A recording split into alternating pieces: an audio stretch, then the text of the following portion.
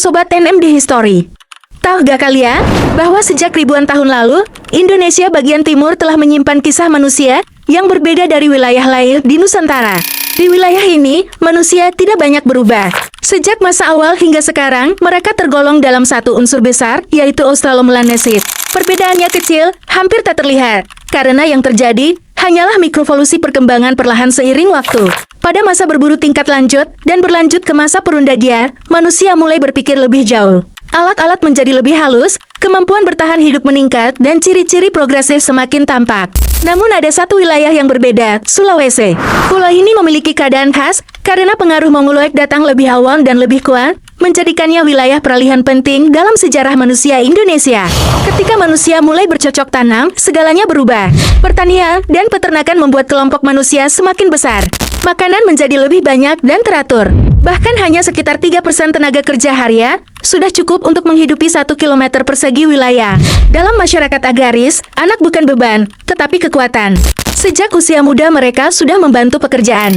Karena itu, jumlah anak dalam setiap keluarga semakin banyak. Namun hidup menetap membawa dampak besar, sampah, dan kotoran menumpuk. Untuk pertama kalinya dalam sejarah manusia, muncul pencemaran lingkungan. Penduduk yang semakin padat memicu wabah penyakit. Penyakit infeksi mulai menyebar, bahkan berasal dari primata di sekitar perkampungan. Pembakaran hutan untuk membuka permukiman mengubah pola penyakit. Berbagai penyakit yang kita kenal hari ini sudah muncul sejak masa itu. Dukun-dukun mulai hadir, berperan sebagai penyembuh sekaligus pemimpin kepercayaan. Para ahli seperti M. Sudito dan Git. H.R.